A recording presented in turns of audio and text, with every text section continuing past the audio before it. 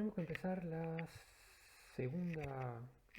tercera unidad de políticas públicas que continúa mucho la anterior, la segunda de sistema político. Es una continuidad respecto a la de sistema político porque la de sistema político presenta el esquema general de funcionamiento del sistema y esta unidad de políticas públicas tiene que ver con qué tipos de temas se pueden analizar siguiendo el desarrollo de una política pública en concreto a través de su planteo en el sistema que ya vimos, siguiendo esa política a través de las etapas de formulación que estuvimos viendo antes. Así que, bueno, esos van a ser los temas principales. Antes que nada, porque ahí ya ponía este título, es de específicamente el punto que tenemos para desarrollar ahora primero, que son tipos de políticas públicas, pero antes situar en el temario cómo va a ser el desarrollo de esta unidad. En general, va a tener como base un texto de Vallès sobre políticas públicas y en cada una de las secciones que tratemos vamos a estar agregando algún otro texto para complementar algunos enfoques agregados a los que Vallès plantea o para tratar casos específicos, para hacer lupa en algún caso concreto que muestre algunos de los temas generales presentados por Vallès así de manera más genérica. Así que empezaríamos con tipos de políticas públicas en base al texto de Vallès en general, que es lo que estaría tratando en la grabación esta.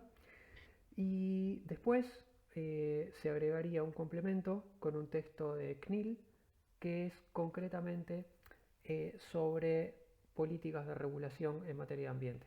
Como dentro de los tipos de política pública que vamos a ver ahora en general con Vallès están las políticas regulativas, las políticas dedicadas a regular comportamientos, quería aprovechar a tratar después como lupa de caso concreto a temas de ambiente, ya que como digo siempre la intención del curso era tratar de tomar como ejemplo o como enfoques más específicos algunos asuntos de política ambiental y de política de turismo, ya que el perfil de los grupos suele incluir esos dos perfiles. Bueno, pues entonces tipo de política pública en general con Vallès y después estaremos con concretamente políticas regulativas en relación ambiente con el texto de CNIL. Para más adelante, segunda parte de la unidad, las etapas de formulación de las políticas públicas, texto de Vallès para ver las cosas en general y después un texto de Carvalho y otros sobre la situación de la Amazonia en Brasil, traído como ejemplo, de vuelta aplicado a cuestiones ambientales, de las dificultades de implementación de una política pública. Como acá en etapa de formulación lo que vamos a estar viendo son las distintas etapas de desarrollo de las políticas públicas y una de esas etapas es la implementación, el momento de llevarlo a la práctica. El texto de Carvalho y otros lo que maneja son las diversas dificultades de implementación que han tenido las políticas de control ambiental de la zona amazónica y bueno, por eso traerlo como ejemplo en ese punto. En la tercera parte, en el punto 3, estaríamos con enfoques teóricos sobre la formulación de políticas públicas, de vuelta paneo general con Vallès y después partes de un texto de Parsons, que en este caso lo que hace no es bajar un ejemplo, sino más bien lo vamos a estar usando para agregar algunos enfoques más que el texto de Vallès no incluye. Bueno, así que esto es como para desarrollar a todo lo largo de la unidad. Con lo que estaría ahora en esta grabación concreta es en comenzar el punto 1, en tratar con el texto de Vallès la panorámica general sobre tipos de políticas públicas para después en el siguiente ir a regulación de políticas ambientales con CNIL. Bueno, esta simplemente informaba lo que decía recién. Vamos a estar viendo tipos de políticas públicas con Vallès, políticas regulativas, institucionales, distributivas y redistributivas. Voy a cerrar esta presentación de Vallès mencionando un par de ejemplos en base a textos en inglés que quedan en bibliografía complementaria y después en la grabación siguiente pasamos a CNIL para de las políticas regulativas de Vallès bajarnos a hacer lupa en políticas regulativas de ambiente con el texto de CNIL. Bueno, antes que nada, para empezar, definición de políticas públicas, tomando recortada la definición de Vallès. Vallès le agrega más elementos a la definición de políticas públicas que no son necesarios. Me voy a enfocar en los aspectos centrales, enfocándose en los aspectos centrales que sí o sí caracterizarían siempre una política pública: conjunto interrelacionado de decisiones y no decisiones adoptada formalmente en el marco de instituciones públicas, esto es, de instituciones con capacidad de obligar. Lo de decisiones y no decisiones viene por el lado de que, volviendo a aquel asunto del poder de agenda y de poder definir si se va a intervenir sobre un tema o si sobre ese tema no se interviene, si en definitiva sobre ese tema no se decide en términos de decisiones políticas, uno podría entonces tener implícitamente una política pública adoptada no solo cuando las instituciones toman decisiones sobre algo, sino también cuando definen no decidir sobre eso, deciden no intervenir. No intervenir, por ejemplo, en determinado campo de mercado, en determinado campo productivo, en determinada área empresarial. No intervenir en eso con políticas es también una toma de partido, es también una definición política. Por eso lo de conjunto interrelacionado de decisiones y no decisiones, o sea, de decisiones políticas definidas de vamos a hacer tal cosa, las instituciones determinan tal cosa, y también posiblemente en algunos casos no decisiones, decisiones que implican en ese terreno no vamos a intervenir. Pero no regular esto de forma política es también una manera de adoptar una posición política respecto a eso.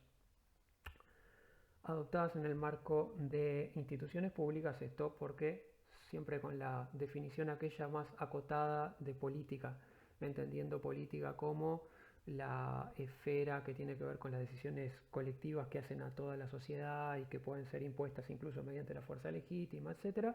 Bueno, pues con aquella referencia, las políticas públicas de las que vamos a estar hablando son entonces las que son tomadas no por cualquier actor social, no vamos a estar hablando de la política de cualquier actor de la sociedad por sí mismo, sino políticas que las instituciones estatales hayan definido tomar. Comentaba que el primer tema que presenta esta unidad es una clasificación muy clásica de tipos de políticas. Es una clasificación de Lowy que viene en sus formulaciones originales de finales de los años 60, comienzos de los 70, y que es repetida por Vallès en su texto, y que agrupa las políticas públicas posibles en 4 grupos que se pueden entender tomados de 2 y 2, un primer par y un segundo par. El primer par dice, bueno, por un lado tendríamos las políticas regulativas que están dedicadas a fijar conductas individuales. Ejemplo típico acá, las normas de tránsito. Políticas que regulan cómo los individuos se tienen que comportar.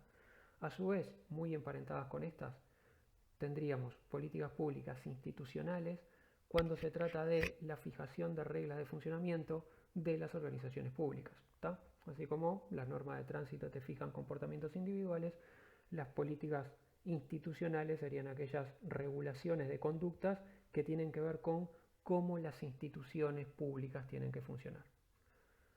Bueno, por ahí entonces el lado de la familia de políticas de regulación o institucionales, cuando lo que regulas es el funcionamiento de las instituciones. La otra familia sería el de las políticas redistributivas y distributivas. Empezaría por decir, para decir algo sencillo, que hay autores que caracterizan las políticas distributivas y redistributivas con una diferencia bien sencillita. Dicen, bueno, políticas distributivas si se trata de políticas que distribuyen capacidades, autorizaciones o beneficios que están por venir. O sea, beneficios futuros, repartirlos entre distintos actores sería distribuir, políticas distributivas. Políticas redistributivas serían políticas que cambien la dotación de recursos que ya tienen los distintos actores. Así que les saco recursos a tal actor y se los paso a tal otro. Ahí estaría en políticas redistributivas. Distributivas entonces, si distribuyo lo que va a venir. Redistributivas, si distribuyo de vuelta recursos que ya estaban asignados.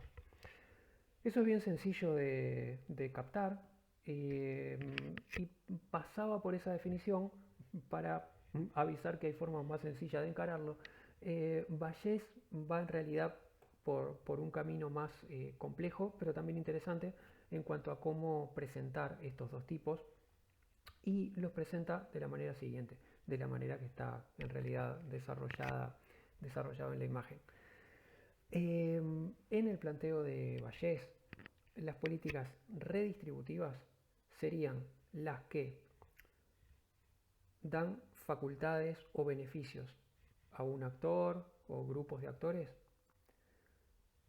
directamente indicando qué perjuicio, qué recorte, qué costo llevan los actores que tienen que, entre comillas, pagar, cubrir la cuenta de los que están recibiendo el beneficio. ¿Tá? Así que serían políticas redistributivas las que tienen asociada directamente quién tiene el beneficio, quién tiene la facultad, y asociado a eso, quién entonces pasa a tener una restricción o pasa a tener un cierto costo. Serían redistributivas entonces políticas que marquen: vamos a beneficiar a este sector con recursos que vamos a tomar de este otro sector. Y ahí estarías redistribuyendo en el sentido de que está claro de dónde sacás y hacia dónde llevas. Lo mismo ocurre con las políticas que indiquen determinada facultad, determinada posibilidad de hacer una cosa a un grupo, porque al hacerlo directamente queda implicado que entonces los otros no lo pueden hacer. Por eso el ejemplo más típico que trae Vallès de este tipo de políticas serían las habilitaciones profesionales.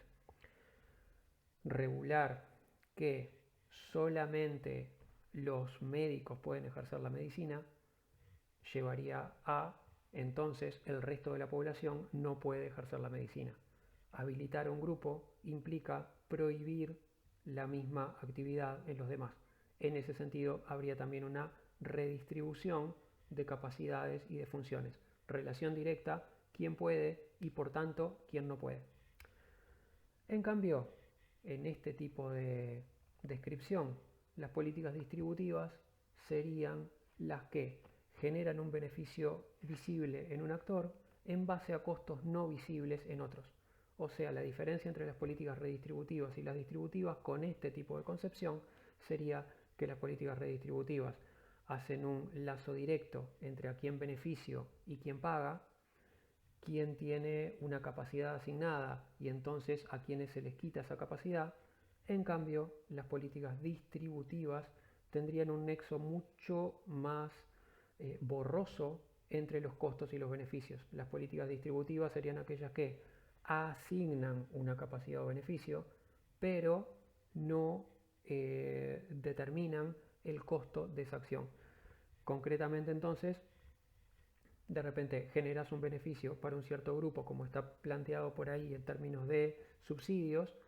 Ahora, cuando subsidias a un sector, eso va a implicar un costo, ese costo se diluye en el general de la sociedad, en el general de las cuentas públicas. Lo mismo agregaba, por un ejemplo que voy a comentar más adelante también, respecto a las deducciones al impuesto a la renta. Cuando uno genera deducciones al impuesto a la renta, motivos por los cuales la persona puede no pagar parte del impuesto a la renta que tenía que pagar, eso genera un costo para el Estado, un costo en el sentido de que hay una plata que no recibió, ese costo pasa a ser redistribuido por el resto de los actores, pero no hay una relación directa entre el beneficio y el costo.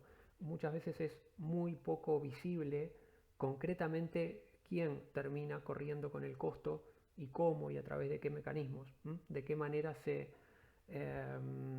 cubre el costo que generaste al beneficiar un sector concreto. Bueno, entonces por acá iría la descripción de las políticas distributivas. Está claro quién es titular del beneficio, está mucho más borroso y difícil de determinar a dónde concretamente fue el costo por generar esos beneficios. Esta presentación es bastante intrincada, la presentación de Vallès acá es bastante más intrincada que, como decía, otras presentaciones de la diferencia entre políticas distributivas y redistributivas, que simplemente dicen redistribuís si estás cambiando la dotación de recursos entre los actores, distribuís si se trata de beneficios a futuro que todavía no estaban distribuidos, pero más allá de que es una formulación compleja, me parece una formulación interesante porque pasa por este punto de situar la distinta naturaleza que tienen políticas que establecen claramente quién lleva beneficios y quién paga el costo y de qué manera, respecto a políticas donde es mucho más difícil establecer ese reparto de costos y beneficios con claridad. Me parece que es una idea interesante porque en realidad muchas veces el distinto tipo de debate que tienen las políticas, las distintas formas en que tienen que ser tratadas, las distintas formas en que podés encarar, reformarlas, tienen que ver con esta cuestión, qué tan visible es la estructura de beneficios y costos. Una política, cuanto más sea de carácter redistributiva en el sentido que planteamos antes, cuanto más visible sea la estructura de costos y la estructura de beneficios, a quién van los beneficios y a quién van los costos, bueno, más, más complejo es reformularla en tanto si los actores estaban de acuerdo con el escenario que había, modificarlo implica modificarlo a la vista de todo el mundo, siendo muy visible quién va a llevar el costo por el beneficio que generes o dónde está generando el costo para generar un beneficio. En cambio, las políticas distributivas, según esta concepción, este tipo de descripción de Vallès, al ser más oscuras en cuanto a quién paga y de qué manera paga, pueden ser más fáciles de gestionar. Puede resultar más fácil gestionar políticas que son relativamente oscuras respecto a su funcionamiento y su relación costo-beneficio que otras donde esa estructura, quién gana y quién pierde, es muy manifiesto para todo el mundo. Bueno, dado que esa idea me parecía interesante, quería agregar dos ejemplitos de esto, agregar dos ejemplos que tratan diferencias de políticas más transparentes en cuanto a la relación de costos y beneficios y políticas más oscuras y complejas en ese planteo, y cómo al ir por formatos más oscuros y complejos en la estructura de costos se hace más fácil para el sistema político gestionar esas políticas, incluso modificarles las pautas. Agrego el texto en azul para indicar que no es parte de la estructura de tema obligatorio que tenemos, sino simplemente ejemplos agregados a la estructura básica. Este primer ejemplo está tomado de un texto de Bonoli, que cito por ahí arriba, Two Worlds of Pension Reform in Western Europe, los dos mundos de la reforma de jubilaciones en Europa Occidental. Queda el texto en complementario, como decía. El texto básicamente de lo que habla es de el distinto grado de dificultad que tiene gestionar dos componentes que ahora en Uruguay conocemos bien de los sistemas de jubilación. El componente de jubilaciones que él llama por aseguramiento, que es el tipo de sistema que nosotros conocemos como sistema de reparto, sistema tipo jubilación de BPS, y otro sistema que también conocemos en Uruguay porque también es parte de nuestro sistema jubilatorio, el de los sistemas basados en capitalización individual, o sea, lo que en Uruguay conocemos como el mundo de las AFAP. ¿Qué plantea Bonoli? ¿En qué son bien diferentes estos dos modelos? En cuanto a que en el sistema de jubilaciones de reparto que nosotros conocíamos de toda la vida de BPS, como fueron clásicamente las jubilaciones en Uruguay, el monto jubilatorio que tenés al momento que te vas a jubilar depende de una serie de variables que fueron conocidas a lo largo del tiempo. Depende de los años de jubilación que hubiera juntado y depende de el porcentaje de sueldo que te va a cubrir la jubilación y depende de, bueno, de la cantidad de aportes que vos hubieras tenido y durante cuántos años estuviste haciendo esos aportes, pero en función de esas variables, en función de los valores que vos tengas, según variables que ya están fijadas, vos vas a tener un cierto monto jubilatorio conocido. O sea, está estipulado cuántos años tenés que juntar, está estipulado qué porcentaje del salario vos vas a cobrar en términos de jubilación, está estipulado cuánto iba a ser el aporte, tenés toda una serie de variables prefijadas y tu jubilación va a salir de esa serie de variables prefijadas. En cambio, es bastante más difícil de definir cuál va a ser tu jubilación por vía de las cuentas de capitalización individual, por vía del formato que acá conocemos como de AFAP. ¿Por qué? Porque ahí se trata de que vos vas juntando plata a lo largo de tu vida, las empresas, las AFAPs, hacen inversiones, en función de esas inversiones que tienen una cierta rentabilidad, en función de la tasa de rentabilidad que haya en el mundo, en función de cómo vayan esos negocios, etcétera, etcétera, de ahí va a salir una cierta plata de jubilación que vos vas a finalmente a cobrar. Ahora, ¿qué pasa? Porque es bastante más oscuro y intrincado este segundo sistema. Porque en definitiva, este segundo sistema no te dice con claridad qué jubilación vas a cobrar. En el primero de los sistemas, ¿qué jubilación vas a cobrar? Sale directamente del sueldo que vos cobrabas, de los descuentos que te fueron haciendo y de cómo estaba hecho el sistema de, bueno, cuántos años le contamos, qué porcentaje, etcétera, etcétera. Tu jubilación finalmente en el primero de los sistemas sale de variables conocidas. En cambio, en el segundo, como tu jubilación sale de una cierta rentabilidad que van a tener los negocios de las AFAPs a décadas por delante, no está determinado qué jubilación vas a tener finalmente. Sí, por supuesto, se puede hacer, y las empresas efectivamente hacen, un estimado de, bueno, nosotros estamos contando con que cobrarías tanto. Ahora, ¿qué pasa si cuando dentro de 40 años alguien se fuera a jubilar? Resulta que su monto de jubilación es bastante menos que el que le habían dicho 40 años atrás. ¿Por qué motivos puede ser eso? Por 20.000 motivos que no pueden reconstruirse fácilmente en absoluto.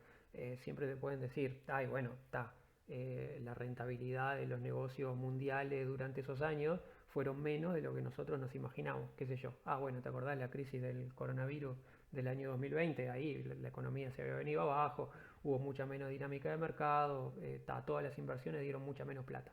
Entonces, bueno, ¿por qué tenés una jubilación más baja? Porque los negocios en los que hubo para invertir estos fondos dieron menos plata de lo que pensamos que íbamos a conseguir. O bien, mirando para atrás, 20 años, 30 años al momento de jubilarte, ah, bueno, qué sé yo, quienes administraron la plata no fueron buenos administradores y esa plata se fue en mayor medida de lo que pensamos. Hubo decisiones políticas respecto a los fondos jubilatorios que nos afectaron así, así. O sea, en el segundo de los sistemas hay 1000 razones y maneras por las cuales vos podés llegar a cobrar una jubilación que no era lo que se esperaba cobrar. Y no es reconstruible en el proceso, en el medio, qué pasó para esclarecer dónde estaba la diferencia. Por tanto, dice Bonolli, estos sistemas, los sistemas tipo AFAP, son mucho más fáciles de administrar y de ajustar respecto a cambios que tengas que hacer. Por ejemplo, entras a ver que necesitas financiar más el sistema y conseguir más plata de aportes y establecer jubilaciones más chicas. Es más fácil gestionar ese sistema y adaptarlo a futuro porque la gente no está sabiendo a ciencia cierta cuál va a ser su monto jubilatorio. Su monto jubilatorio no está asegurado. Como no está asegurado, es mucho más fácil irlo cambiando sobre la marcha, es mucho más fácil ir cambiando sobre la marcha los mecanismos que definen cuál finalmente va a ser la jubilación y bueno, pues después habrá, cuando tengas que pagarla, habrá 100 factores por los cuales estás pagando 80 y no 100. La gente no puede seguir ese proceso con facilidad. Como la gente no puede seguirlo con facilidad, es más fácil reajustarlo permanentemente. En cambio, dice Bonolli, es mucho más complicado reajustar factores en el primero de los factores. En las jubilaciones tipo BPS, en las jubilaciones de reparto. donde vos ya tenés establecido, no, la jubilación va a ser por este porcentaje de salario, por esta cantidad de años. Cada vez que precisás ajustar el sistema jubilatorio en ese componente y modificar las variables, tenés que hacerlo a la vista de todo el mundo. O sea, no te están dando los números y pensás que tenés que conseguir más plata o pagar jubilaciones más chicas porque a futuro esos números no te van a dar. La única manera de ajustar esos números es ir a modificar las variables que la gente tiene a la vista y que la gente ya conoce. Por ejemplo, ir a decirle a la gente, bueno, en vez de tantos años vas a tener que trabajar 5 años más. Te llevamos el plazo de jubilación 5 años más adelante. O bien vamos a empezar a pagar jubilaciones que no sean tal porcentaje del salario, sino un porcentaje más bajo. Como sea que lo arregles, sea que vayas a pagar jubilaciones algo más bajas, o sea que vayas a pasar el cobro de las jubilaciones más adelante en el tiempo, todos son decisiones que tenés que tomar de cara a la gente, a la vista de la gente, modificándole esas variables y sabiendo la gente que esos cambios que haces le repercuten en que le va a ser más complicado jubilarse, va a demorar más en jubilarse o va a cobrar menos en la jubilación. Entonces, ¿qué apunta Bonoli como conclusión? Bueno, pues eso, es mucho más difícil ajustar en el tiempo sistemas jubilatorios que están basados en estos esquemas de reparto con todas las variables fijas y puestas de cara al público, que variar el monto de las jubilaciones con los sistemas AFAP, donde el monto final de tu jubilación no lo sabes y las variables por las cuales entonces se puede ajustar eso son muchas, son muy complicadas, no están todas a la vista, no son todas del dominio público, no son todas previsibles y entonces si un buen día hay que decirte que tu jubilación es menos, ni siquiera se puede saber concretamente dónde estuvieron las decisiones tomadas para que esa jubilación pueda ser menor. ¿No? Como decía recién, se lo puedes achicar a simplemente a los negocios mundiales dieron menos tasa de rentabilidad. Listo. ¿Quién tiene la culpa de eso? Nadie. ¿Dónde está la decisión concreta que genera eso? No sabemos, no está en ningún lugar. En los sistemas del primer componente, donde todas las decisiones se hacen a la luz pública y son visibles, la cosa se hace mucho más complicada. Por eso, en definitiva, estamos en el escenario que estamos respecto al sistema jubilatorio, ¿no? Ya hace unos años que estamos diciendo que el sistema jubilatorio precisa reformas, todo el sistema político anuncia que precisa reformas, nadie se juega demasiado a decir cuáles, y todos los actores políticos están a la espera de, bueno, en algún momento vamos a definir cómo lo vamos a reformar. Por ahora solo lo que podemos decir es que va a haber que reformarlo. ¿Cómo? No queremos decirlo. Bueno, ¿por qué estas dilaciones? Bueno, porque es justamente mucho más costoso políticamente, mucho más complicado gestionar una reforma cuando tenés todos los ojos de la gente encima viendo qué reformas es y sabiendo en qué momento tocar qué del esquema jubilatorio va a tener qué costos para la gente que se va a jubilar. Por eso apunta Bonoli también, estos sistemas suelen reformarse no tanto para la gente que ya está jubilada o que se está por jubilar, sino haciendo los ajustes a futuro, diciendo, bueno, lo que vamos a reformar ahora entra a correr para los que vengan después, para los que se jubilen dentro de 10 años, para los que se jubilen dentro de 15 años. Esta fue como un atajo que se encontró, una derivada que se encontró para evitar la conflictividad, ya que son reformas que tenemos que hacer muy a la luz pública y los afectados ven muy claramente que van a ser afectados. Bueno, pues entonces tiramos a los afectados más adelante en el tiempo, decimos que es para tantos años por delante, de manera que estos no tengan tan claro qué afectación van a tener por la decisión que estoy tomando. Bueno, esta cuestión de las diferencias de los dos componentes de los sistemas jubilatorios y cómo uno es mucho más claro en sus pautas y el otro es mucho más borroso en cómo se va a definir la jubilación y cómo en un caso eso te hace muy difícil la reforma y muy tenso reformar y en el otro puedes ir reajustando valores todo el tiempo y nadie se va a dar cuenta y nadie va a saber de dónde salen el conjunto de las decisiones que están haciendo esos ajustes. Bueno, así como este primer caso ejemplifica esa diferencia fuerte entre políticas de costos visibles y políticas de costos más difuminados, difusos o difíciles de percibir. El segundo y último ejemplo que agregaría de esto es el de las deducciones del impuesto a la renta, sobre todo las deducciones de impuesto a la renta dedicadas a finalidad social, o sea, deducciones de impuesto a la renta dedicadas a hacer que la gente se pueda quedar con esa plata para pagarse más fácilmente servicios sociales privados, educación privada, salud privada y así. El tratamiento de este tema lo voy a estar tomando de un texto que también quedan complementarios, también en inglés, de Steven y Spacebatcher, que se llama Universal Welfare by Other Means, o sea, bienestar universal por otras vías, en otros sentidos. ¿De qué habla este texto? De cómo los países de matriz histórica más liberal vamos a estar retomando esto de los formatos liberales y otros formatos de política social cuando hablemos de régimen de bienestar más adelante, pero voy anticipando este caso para tratar esto de las políticas más visibles o menos visibles. Esto trata en países de matriz histórica más liberal, que son en general los países anglosajones. Concretamente, el texto este trabaja con el caso australiano y lo que habla es de cómo Australia, como ejemplo de esos países, ha ido cambiando en las últimas décadas la forma de construir las políticas sociales. Fundamentalmente, cómo ha ido cambiando en las últimas décadas por dónde va lo principal del gasto añadido en políticas sociales. Hay que decir que Australia tenía una matriz histórica de políticas sociales focalizada fundamentalmente en clase baja y clase media, o sea, políticas estatales sociales dirigidas a los sectores de ingreso bajo o de ingreso medio y no a los sectores de ingreso más alto. O sea, vos entrás a la política pública, podés acceder a las políticas sociales públicas siempre y cuando no estés en el grupo más rico. Los del grupo de población más rica tienen que pagarse políticas privadas, tienen que pagarse servicios privados, mientras que el Estado dispone políticas sociales públicas para quienes sean de ingresos medios y de ingresos bajos. ¿Qué ha pasado en estos últimos años, en estas últimas décadas, sobre todo años 90 para acá?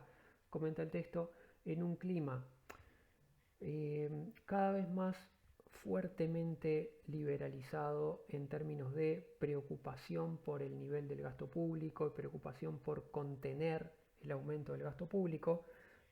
Ha habido cada vez más críticas y prevenciones respecto a seguir aumentando el gasto público social. Lo que cuentan acá los autores es cómo el sistema político australiano ha ido derivando en optar por una segunda vía para hacer gasto social, por una segunda manera de financiar políticas sociales. Y es, en vez de gastar en estructura de política pública, de educación, de salud, etcétera, como decía antes, dirigida tal cual es el esquema de allá a sectores de ingreso bajo o sectores de ingreso medio, como empieza a estar cada vez más mal visto y con más dificultades aumentar el gasto público, se ha ido tendiendo cada vez más a buscar que se desarrollen esas coberturas sociales por vía de gasto privado, que la gente compre sus servicios educativos o de salud, etcétera, a privados. ¿Y qué hace el Estado para colaborar con eso? Genera deducciones al impuesto a la renta, como allá en Australia, como en el general de los países anglosajones. El financiamiento del Estado se da principalmente a través de impuestos a la renta. Se ha ido llenando al impuesto a la renta de mecanismos de deducción que digan, bueno, a ver, si vos podés no pagar tanta parte del impuesto a la renta, si con esa plata vos te dedicaste a comprar servicios educativos privados y servicios de salud privados, ¿está? Entonces vos te pagás tus servicios privados de salud y educación con ese dinero y entonces te perdonamos del pago de impuesto a la renta lo que hayas gastado en eso. Se ve entonces cómo va cambiando la vía de gasto. En vez de ser el Estado pone plata de gasto público para construir una estructura estatal pública de servicios en salud, en educación o lo que sea, se tiende más bien a decir, bueno, en vez de poner el Estado una estructura para eso, te perdonamos impuesto a la renta, vos no pagues este tanto de impuesto a la renta y te ocupás vos de pagar servicios privados en esas materias. ¿Qué observación señalan los autores? Que en realidad esa estructura nueva cambia los beneficiarios. ¿Quiénes son beneficiarios de los descuentos de impuesto a la renta? Fundamentalmente la clase alta, la que recibe más beneficios por tener recortes al impuesto a la renta, por tener deducciones al impuesto a la renta, son los sectores de ingreso alto. Un poco también y complementariamente los sectores de ingreso medio. Los sectores de ingreso bajo no. Entonces, al cambiar el modo de hacer política, ¿qué cambió? Cambiaron los beneficiarios. Mientras que antes el Estado se dedicaba a desarrollar estructuras de políticas sociales y por tanto los beneficiarios en aquel esquema eran sectores de ingreso bajo y sectores de ingreso medio, al ir ahora apelando cada vez más a deducciones de impuesto a la renta para financiar cobertura privada en esos servicios, en lo que se deriva es en los beneficiarios de lo que desarrolla esa política son principalmente los sectores de ingreso más alto y en complemento los sectores de ingreso medio. Es como que se cambió al revés cuáles son los principales destinatarios. Los principales destinatarios de la política clásica eran sectores de ingreso bajo y medio. Los principales destinatarios de cómo se hace el gasto en políticas sociales, el nuevo gasto en políticas sociales ahora, son principalmente la clase alta y la clase media. Una gran y la clase media de forma complementaria, porque en realidad quienes llevan el beneficio fuerte son los sectores de ingreso más alto. La clase media participa con algún nivel colateral de descuentos de impuesto a la renta. Acá los autores se preguntan cómo es que puede llevarse adelante este cambio. Es un giro muy fuerte. Dicen, bueno, sería muy fuerte justamente y muy difícil de aceptar que la sociedad en general aceptara que el Estado llevara adelante una política social diciendo esta política social es para los ricos y para el resto de la sociedad no. Y fundamentalmente esta política social es para los ricos y no para los más pobres y no para la gente de menores ingresos. Que una política social hecha por el Estado tuviera ese contenido le resultaría bastante inaceptable a todo el mundo. En cambio, sí resulta aceptable y pasa y se aprueba empezar a desarrollar políticas sociales cada vez más por una vía que en realidad beneficia principalmente a los ricos más que al resto de la sociedad, como son las deducciones de impuestos a la renta. Acá entonces los autores se preguntan cómo es que eso pudo haber sido posible. Y dicen, bueno, hay dos cosas que influyen en esto. Una tiene que ver con las percepciones que hablábamos en las unidades anteriores. ¿Se acuerdan aquello de influir en las percepciones de la gente? Bueno, uno es el de las percepciones. Dice, la gente no percibe las deducciones de impuesto a la renta como gasto. En realidad son gasto del Estado porque el Estado deja de captar esa plata, por lo tanto es plata que tiene de menos entre los recursos para desarrollar cosas. Por tanto esa plata se gastó. Pero, dice, la gente tiende a no pensar que esas deducciones del impuesto a la renta son un gasto público, sino que lo ve en términos de, bueno, es que se le permitió a la gente quedarse con su propia plata. O sea, se ve la plata del pago de impuesto a la renta como, bueno, ese es el dinero de la gente. Eso es la plata que cada uno de ellos tenía en el bolsillo. O sea, es la plata de ellos. Se ve la plata del pago del impuesto a la renta algo más como, bueno, sí, esto es la plata de la persona. ¿Qué hicimos? Dejamos que la persona se quedara con la plata que tenía. O sea, que se quede con su plata. Se interpreta, se percibe como su plata, la plata de él. Simplemente le perdonamos que hiciera este pago y se quede con su propia plata. No se percibe como un gastamos plata en él. El Estado gastó plata en esa persona. Por tanto, si las deducciones de impuesto a la renta eran fundamentalmente para los ricos, el Estado gastó plata fundamentalmente en los ricos. Bueno, por otro lado, si el primero de los factores que facilita que esta política se pueda llevar adelante es que la gente perciba las deducciones del impuesto a la renta como plata de ellos, plata de la gente que iba a pagar y no como plata del Estado que el Estado está perdiendo. El segundo factor por el cual dicen los autores esta política se hace más fácil de llevar adelante es justamente por la oscuridad que tiene. O sea, es bien difícil seguirle la pista a cuánta plata está perdiendo el Estado a través de estas deducciones. Es bien difícil hacer la reconstrucción, sobre todo de cuánto es el total, porque incluso aparecen deducciones de distinta naturaleza, distintas cosas, ese acumulado de normas está disperso por ahí, las cuentas sobre eso también son dispersas, entonces es bastante trabajoso, complejo y en algunos casos lisa y llanamente no se hace y no se tiene el dato de cuánta plata en concreto se va en esto. Entonces, la política, por un lado, en cuanto a percepciones, se ve no como un gasto, sino como la gente se queda con su propio dinero, es el dinero de ellos, y al mismo tiempo no hay una visualización clara ni para los propios políticos ni para la opinión pública de cuánto es la plata que se está yendo en ese mecanismo.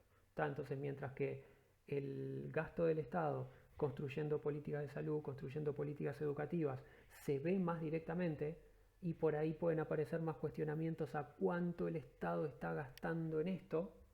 En cambio, cuestionamientos respecto a cuánto el Estado está gastando en deducciones del impuesto a la renta, pues no aparecen, incluso por el hecho de que en general nadie tiene mucha idea de cuánto está gastando el Estado en esas deducciones de impuesto a la renta. Es un gasto mucho más difícil de reconstruir y de seguir.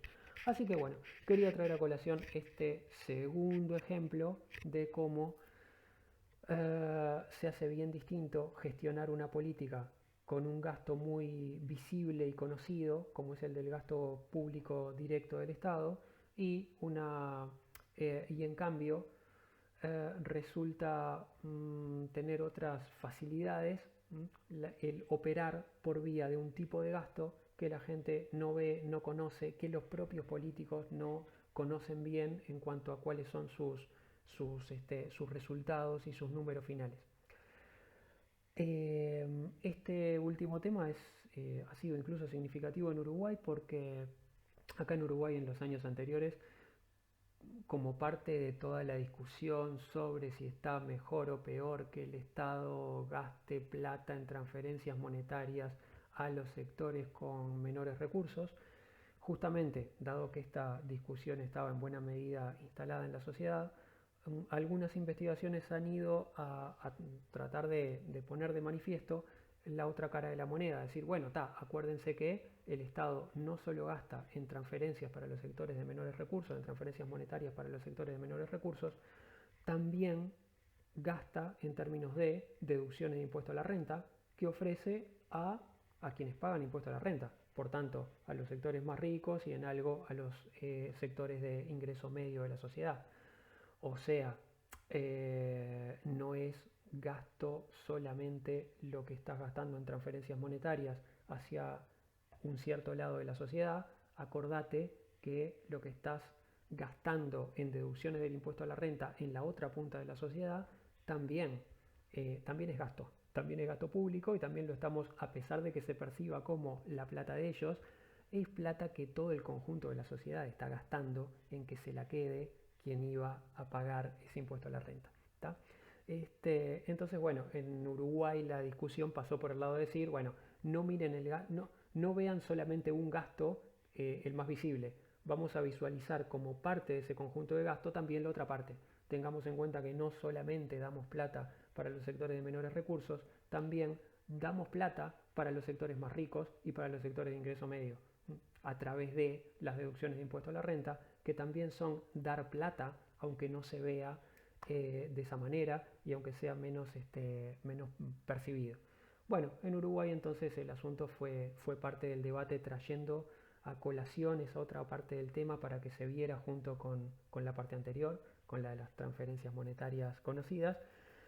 En Australia el mismo tema ha ido incluso por aristas más complejas, como esto de advertir, che, miren que estamos cambiando el modo de gastar, pasamos de la forma de gastar tradicional a gastar a través de deducciones de impuesto a la renta, y percibamos que gastar a través de deducciones de impuesto a la renta tiene un sesgo social de beneficiarios totalmente al revés del que teníamos planteado. Un sesgo que capaz que si lo miráramos mejor nos cuestionaríamos si tiene sentido estar gastando de esa manera y concentrando en los sectores con más recursos en vez de en los sectores con menos. Bueno, segundo ejemplo de cómo se hace bien diferente la gestión y las consecuencias de una política cuando los resultados de costos y beneficios son más visibles y cuando pasas a operar por una estructura de costos y beneficios que es más oculta, difusa o difícil de aclarar. Todo esto venía entonces como ejemplo de, yendo al cuadro original del que salíamos, como ejemplo de las diferencias entre políticas más transparentes en su asignación de costos y beneficios, políticas de las que Bayes llamaría redistributivas, y políticas que son más oscuras en la relación entre quién gana y quién pierde, políticas de las que en el esquema de Bayes llamaríamos distributivas. Con esto dejamos por acá los tipos de políticas y seguimos después en la siguiente con políticas regulativas específicamente tratadas para ambiente con el texto de CNIL.